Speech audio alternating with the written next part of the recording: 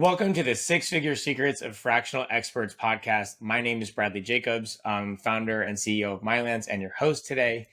Today, I'm excited to have on the podcast Elona Lopari. Lopari is the CEO and founder of The Life School. Thanks so much for being on the show today. Thanks so much for having me, Bradley. It's a pleasure to be here. Tell us a little bit more about what you do, how you help businesses, what sets you apart. Yeah, so my passion, mission, and vision today is to really focus on helping service-based businesses. I love anything in the service aspect, that they have a service, align and scale their purpose and profits, and really lead with purpose first is pretty much a different model from what we're used to as far as how traditionally companies are used to scaling.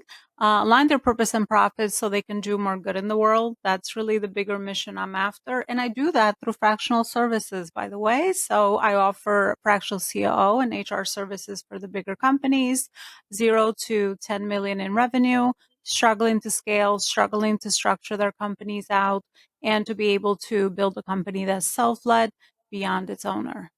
Amazing. So, what is the number one thing you see the most that is holding companies back from growing, from scaling? Yeah, I think I always talk about the two main problems that I usually see in my line of work, which is now over 20 years, over 2 decades, with business acumen and leadership. Is the first problem, which most companies start off at, which is a consistent cash flow. And then once they solve that problem, the next one is scaling. They don't have the right operations in place, the right systems, the right teams in place to be able to scale beyond the capacity of whoever's inside the company. It's usually the business owner with a couple of employees, and a not sustainable business model to be able to scale beyond that. Talk to me about when you first got started. When you're right, a lot of people here are either wanting to be fractional or are new to the fractional world. And even the more experienced fractionals can learn a lot, right, about just how different people got started. So, how did you find your first client? What did the transition from your kind of former life to your fractional life look like? Yeah, I love that question because it's definitely been an evolution. I'm a corporate dropout. I climbed all the way to the C-suite in a Fortune 500 company. So I've seen all different functions of a company. I was very lucky to be somewhere where it was growing. They were scaling at that point in time that I joined them. So I did HR, I did sales, I did marketing, and I was an executive leader. I had my own region before the company turned very profit driven and there was no longer a future, a lot of layoffs, a lot of organizational structures that are no longer supporting the growth of the individual. So that was my clue to start my own thing. I never thought I'd be an entrepreneur. However, when I ventured out in the journey, I realized why I was very successful where I was because I was always entrepreneurial, meaning I was always solving problems, innovative, and never really stayed by the status quo or kind of just put in the box by the certain role that I was leading. So when I started out on my own, I started with coaching and consulting executive women in leadership because that was a very normal avatar for me. I was a past version of me, so I knew kind of what that entailed. And then eventually throughout the journey as an entrepreneur, which is now going to be 5 years, I've structured my systems, my processes by working with hundreds of entrepreneurs and helping them scale, where I find that the best fit for what I do now, it's more done with you consulting or done for you fractional services. So it's really the same thing. It just morphs into fractional services when the companies are bigger and they're more in the 1 to 10 million dollar revenue where they need that support to bring somebody on board. And they also have the budgets to do so. And how did you find your first client? Networking, my warm network, people that already knew, liked, and trusted me, in-person networking, and some of my clients were referrals from people that I knew in the corporate space. So that was my first couple of clients, first three clients, which you never forget. I always say it's like your first three, you never forget. Yeah, So for sure. And let's drill even further. Just say, okay, networking, right? I mean, did you pick up the phone and say, hey, I'm available, please hire me? Did you what did you do? What did that networking actually look like in practice? yeah, so the referrals were just introductions. I just introduced myself to my network. This is what I do today. This is kind of how I can help. And it was more of a warm, very natural conversation. So people just connected with me with people. And then I went on to support them like that. When it came to in person networking, I just Googled networking events near me. I live in New York, so luckily there's always something happening. It's a busy city. So I just went on and networked, and I found a group of, through my networking, I connected with a couple of people there that really resonated with me personally and what I was doing. And then I just followed up with them, and eventually they turned to be my first clients. A lot of people, when they're first starting out, they have these. I mean, maybe it continues as well, but there's certainly this imposter thought of, can I do this? And can I charge these amounts? And like, did any of that come up for you, especially early on, right? You leave the corporate world and you always have this big backing of a company, and all of a sudden that's gone and it's just you. Um, were there fears? Were there insecurities? Were there those imposter thoughts coming up at those early stages? No. Well, I wouldn't be telling the truth. I say the first 2 years of anything new, any new venture, because obviously I was experienced. I knew what I was doing. However, when you start your own thing, you got to learn a lot of skills and you got to face a lot of your psychology or fears and things like that. So, of course, I experienced a lot of that coming out of from a world that I knew for all those years. It was almost like a child exploring the big wide world, which is why I tapped into a few things until I figured out like what is my strong way that I can add value and what is going to make me happy, which has been a journey. But yeah, a lot of that fear, a lot of that uncertainty that I've kind of stuck through, I guess, through the process of growth. But I now find that anything new that we do, anything that we're in transition with, the first 2 years are pretty much you learning how to transition emotionally, psychologically, but also not having the right experience and the right skills that you need. And you don't know what you don't know. So, of course, I encountered a lot of that. I started, my first couple of clients were very cheap. My services were very cheap because I also had built my processes and didn't have a lot of that experience yet. So I was also testing the market as well. But this is a big pain point, especially in the service industry, because it's so easy to just tie that perception to the person and not really the result or the value of the delivery of the service, where that is clear if you have a product. Because now you have something tangible and you could be like, the market dictates some of those rates. And you could say, I'm selling this notebook for what, $2. But when it comes to service, you're attaching yourself to the service and the results that you're able to provide. So it's definitely a big challenge for lots of businesses to charge something that's going to make them profitable as well, in addition to removing themselves from the actual result that they're able to deliver. And especially, this is a big challenge for women as well. Yeah, I mean, I definitely want to ask you about that because it does seem like when I talk to more female consultants that it comes up more, right? There's less of maybe the risk taking and there's less of the like self advocating, or there's just less comfort with the uncertainty, or I don't know, maybe I'd love to hear a little bit more from you on the women's side of what that's like, maybe how it's different from men and how you navigated it. Yeah, because I think it's more genetic too, no, from culture, right? Also from nature, we're nurturers, so we don't we take a lot of our abilities for granted. Mm, We think that just because we could do something, everybody else can do it. We feel bad for other people, we like to take care of others. So that I think is all those factors are important when it comes to things that hold us back to charge. I don't like the word charge our worth, but really charge for the transformation or for what we're able to deliver. I always like to remove people outside processes and systems, because at the end of the day, that's really what a company is. And the people that make really good decisions are the ones that are not emotionally attached to some of the things and get that to hold them back. But it's simply a streamlined process and you deliver a result. But I think those are some of the components for women. Also, it's because, again, women are rising and we're testing ourselves in different environments. We don't even know our worth and our power yet. We're discovering it because, historically, we haven't been able to be in those right exposure places and moments to be able to see what is that big value that we're able to add to the workplace or our companies or wherever is it that we go.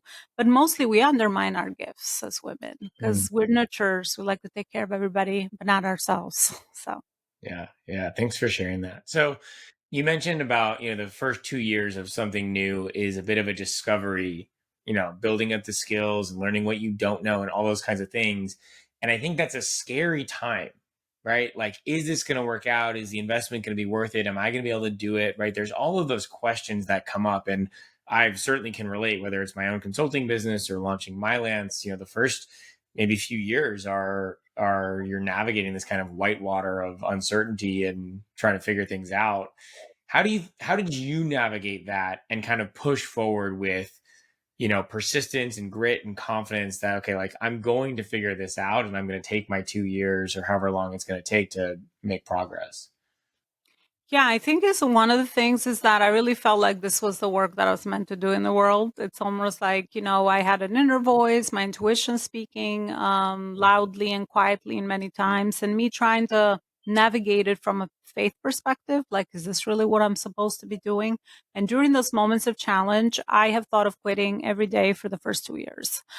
Because when the going gets tough, that's what we do as humans, right? We like to burn, as Tony Robbins says, we don't like to burn the boats.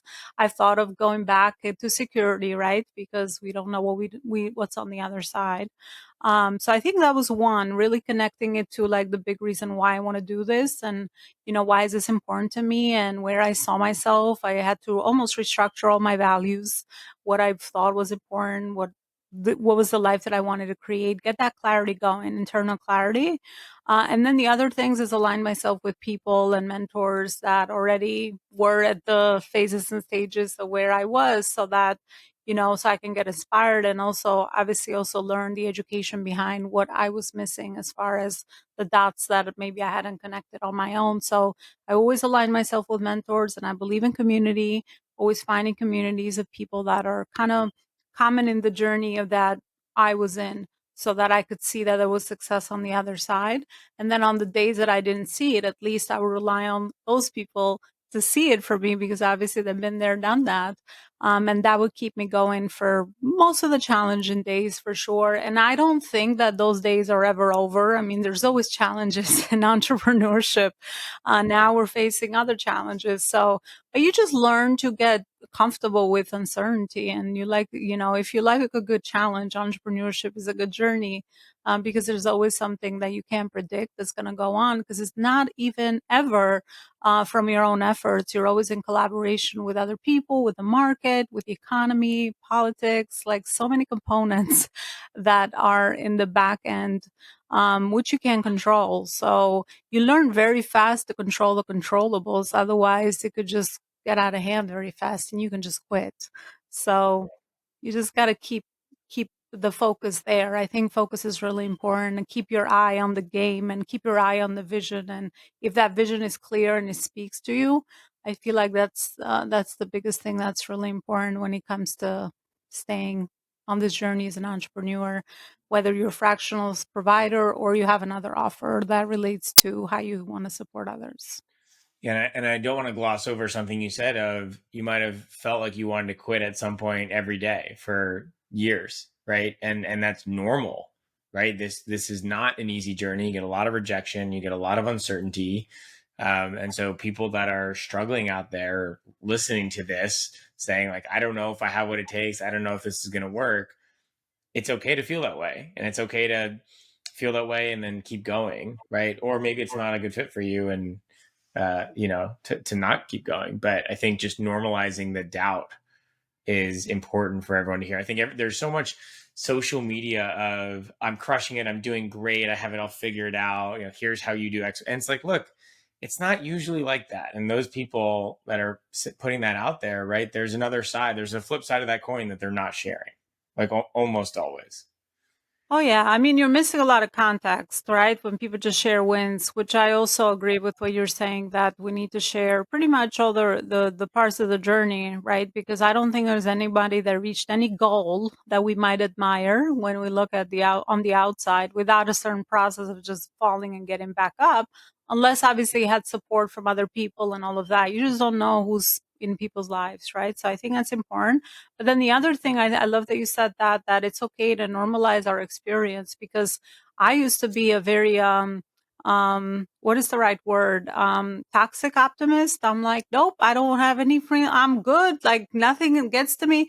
And that was very toxic for me. So I think Mm. it's really wise, from what I've learned now, to honor those feelings. If you have a bad day or if you have those negative feelings, I love journaling nowadays and to kind Mhm. of get the black and white perspective, but just honor and acknowledge them and learn how to give yourself self love. Because if you do reject them and push them away, they come back and haunt you in other ways. Yeah. And you just, yeah, you're just going to resent yourself for that. So another big exercise in entrepreneur is to learn how to feel our feelings, negative and positive. I mean, positive, we don't have to worry about it. If it's positive, all of us want those kind of feelings, but the negative feelings of overcoming things, of looking at some, things that hold us back, are just there to be, acknowledged and honored and not to kind of just be pushed away on the side. Because nobody's ever died from feelings. So, if you told me this many years ago, I'd be like, feelings, I don't want to feel them. So I would just be a big avoider until obviously they came back and I would just build up and resent and then do something stupid because obviously they're still sitting there. So some people, avoid and some people, open up, right? Depends on what your coping mechanism is. But I've learned to be very, to have a method and a process to process the feelings and the roller coaster feelings that come as an entrepreneur. Yeah. Yeah. No, I appreciate you sharing all that. It's great stuff. And what I've learned is if you don't feel the feelings, they basically subconsciously control you. Right.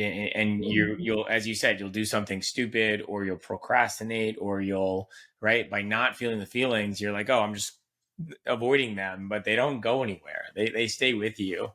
Um, And then just to expand on one other thing is on the positive side, I think there's a lot of people out there, especially the high achievers, that are really hard on themselves. And I'm one of those people as well, where I'm like kind of a perfectionist. I hold myself to a very high standard. And sometimes it's actually hard to celebrate the wins because I know there's so much more work to do and it could be so much better. And it's right. So I actually have to push myself to not only feel my negative or challenging feelings, but also celebrate the positive milestones that do happen because business is so hard. And so I need to make time and space for not only me, but the team to celebrate, hey, like we achieved this milestone or got this win. Like that's a big accomplishment. Yeah, well, yeah, it sounds like I'm in the right spot here because I'm a recovering overachiever. I was praised for that early on, and I made that to be my why I'm here. I'm supposed to Mm, always achieve something. Otherwise, what is my worth? right. So I definitely feel what you said, and I think a lot of entrepreneurs. I mean, I think it's in our DNA to be pursuing, to be chasing, to be like going after the next thing. But as you get wiser you realize that you're just never happy. There's always something new to achieve. There's never enough. There's always somebody else better off, right? So you can get very easily depressed if you just use those as your compass. But I have learned, more wisdom, also through the journey to just value and cherish the little wins, even the lessons along the way, just to fall in love more with the process of the transformation. Because honestly, when I look back at the 5 years, I'm like, who am I? I can't even recognize myself. So that to me is something that nobody can ever take away from me Yeah. because I've already built my character. I've already have that experience under my belt. So that's more important than a lot of the big wins and a lot of the falls that I've had. So making, not only the external achievement as, the most important thing, but also the internal joys that you find from you just growing every day. Yeah. I have made that my measure and I'm honestly a happily fulfilled achiever now where I'm always, have big visions and goals, but I'm doing it more from the inside out rather than from the outside in. Yeah, I love that. And it also takes a hell of a lot of pressure off the business, right? It's like you are not the business. The business is something that you work on and stands alone. And the business it might not be something that you do forever, right? And that's okay, right? And you're this person no matter what happens kind of externally with your business, personal life, or anything else. Yeah, I love that you said that. The biggest detachment is detaching our identity and Mm, our ego from the business. I found that business can be a big ego fest, but also a big, sort of light that shines in our ego because we could be achieving for the wrong reason and there's never enough, right? You can always have more figures in sales. You can always get right. featured somewhere bigger. You can have a bigger team. Like you can always go, go, go, go, go and have all these achievements. So if they don't come from the right place, you can also hurt your brand, right? Because if your Yeah. energy comes from the wrong place, you think that nobody's noticing, but I think most people now are very hyper aware. Awareness as a consciousness has increased, so people could see if you're coming from the wrong place. So I think cleaning that up with yourself is very wise. And yes, you don't have to attach your identity to your business. It's its own separate entity made up of processes, systems, and team if you have teams. So looking at it separately really helps you stand on your own. And when the business gets hurt or things happen, you're not making that personal. So it's hurting your self esteem or other relationships that might be important to you. Yeah. Yeah. I'm going to shift the conversation a little bit. I want to hear more about you finding clients in the for the life school. I know you talked about early on it was referrals and word of mouth and some excuse me, in-person events. Since then, over the years, how have you consistently found clients? What does that look like? What's worked? What did you try that didn't work? I'd love to hear your thoughts there. Yeah, a few measures. And I've always paid attention to things that light me up. I do lots of speaking. That's always something that I love to do. So it's more of a natural. I share what I know and people see what I can do and add value. And then, that's how, that's one channel. Let's call it a channel. And then other ways is building a brand, being in this for the long run, showing up in the places where my people are, adding value, social media, building a personal and a company brand, and then really being clear around my prospect journeys and customer journeys, knowing intentionally understanding how new people find me or the company, and how do we take people through the know, like, and trust, all the ways to all the way to closing them as clients. Obviously, at this point, I've built systems and teams, so things are more automated, things are more streamlined. I like that word better. Streamlined, and we are very clear on who comes, who finds the life school and what do people go through to know, like, and trust us, all the way to turning into clients through our offers. So at this point, it's become more of that. And of course, now I invest in paid traffic as well. For the longest, it was organic, just using social media. I build a network and I do lots of strategic partnerships and referrals. I love that piece because to me, if you love the thing you do, then it's going to the people that already know, like, and trust you. I mean, that's always the wisest, the best form of marketing that we have. And now, because we have social media, we can enhance that, but you got to be smart about how to go about those journeys. And those are the exact things I help my clients with: crafting their prospect journeys, crafting their customer journeys, and then investing in organic and paid traffic, and choosing the channels wisely of marketing channels, but also helping them connect the dots between how their marketing works with their sales.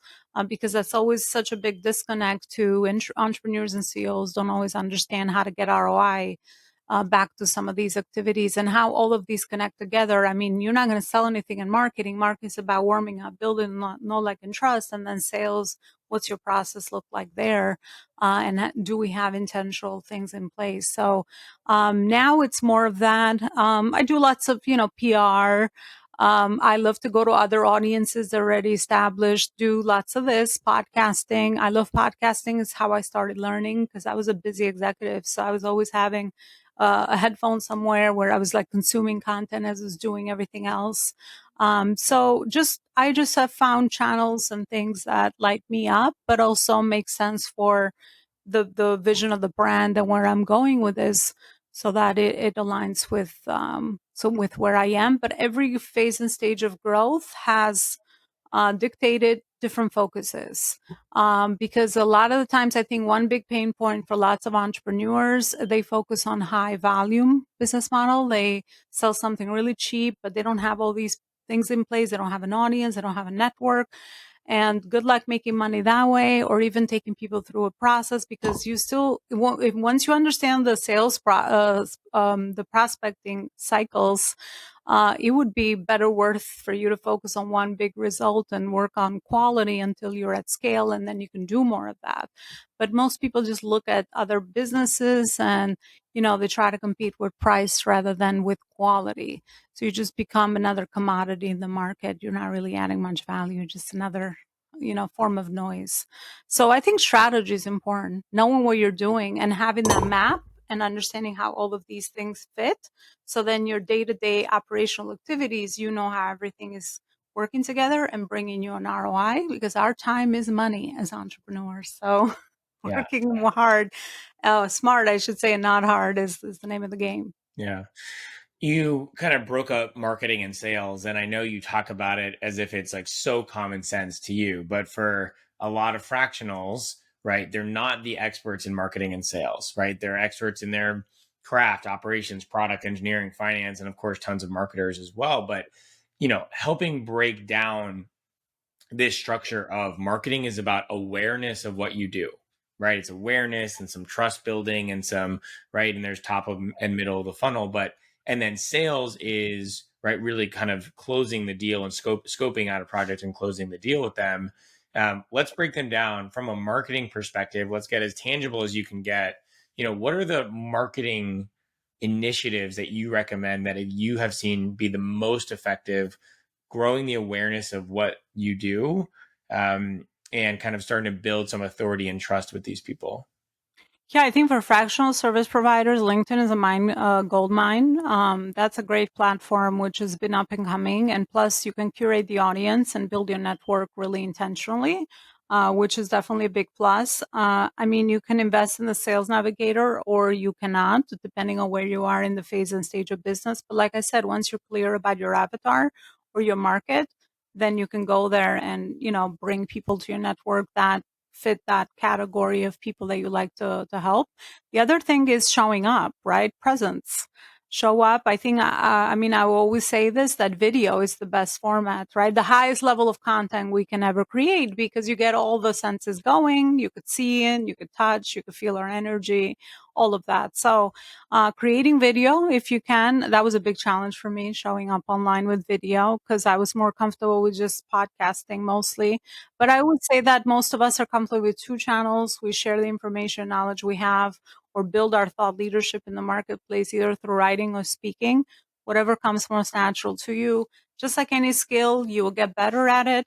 But I always suggest video as, that high level content. But those are some of the things that I've learned are really important, and consistency is key too. For you to show up consistently and not to expect overnight results, because building an audience takes time, right? You're not the only one out there, but also building a personal brand really helps, because at the end of the day, it's all about perception, right? I mean, if you have, maybe you can line up your body of work, maybe you can write a book, maybe you can speak, maybe you can get featured places. Those are all things that add to the value of the perception of you as an expert and help you stand out from others. But also, most importantly, is to go beyond the social media posting of content and to actually build relationships, which sometimes in the virtual world, I don't know why. I mean, I know why, because it seems like a weird environment, but just like every everyday life, when you meet people, you do want to build rapport. You build a relationship with them. And it's the same thing online. I always, at my beginnings, I used to tell everybody I was connected to that I don't see the value as being connected on a social media account if we never have chatted. So let's get going on a conversation. Let's see how I can support you, how we can support each other. And then through conversation, you kind of understand where people are. And then you kind of can add value that way. And then eventually you get your systems going and it becomes more of a predictable, intentional journey. But that's kind of where I would, what I would share for people that are just starting out. There's tons of ways to do this for free organically. Yeah. And then as you think about the transition over to sales, how do you, that's really the question. How do you transition from marketing, the awareness of your service, to sales and actually having the potential to close a client? Yeah, sales cycles are longer because we're in a more mature market. So meaning that it will take a little bit longer for people to build know, like, and trust, and people now want to consume at least 7 hours of your content, believe it or not. People are researching you on social media. If you're nowhere to be found, I'm sorry, that's kind of how you're going to stay.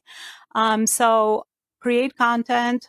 And then I always say add value at least 3 times, because then you'll be safe. Like, you added value 3 times, and then ask for a conversation to see how is it that you could be supportive based on kind of where they are in the journey. Obviously, with time, you can pre-qualify the people that you are able to support or not. So you being intentional about those qualifying criteria is important. Otherwise, you just be talking the whole world and wasting a lot of time, because the whole point of sales and marketing is to understand who has a sense of urgency. And at all times, only 3% of your audience and networks are ready to buy. So sometimes it feels like you're just finding a needle in a haystack of, of those people. That's why you need consistency, cadence, systems, processes that are always happening. Otherwise, you're going to have sporadic results, and you're just going to get lucky with one conversation. Somebody actually needs your services. That's no way to build a business. It's just more of a hobby. That's kind of something that you just got lucky. But to build a business, that's why you need to understand how all of this stuff works together, to be able to get people on that sales conversation, which I call it a service conversation. Let me see how I can be of service. Let me hear your problem. Let me see what you've tried before. What are some of the solutions you are seeking? And then from there, leading people to your offer, obviously, if it makes sense for the solution they're seeking, and then hopefully closing that conversation with a sale.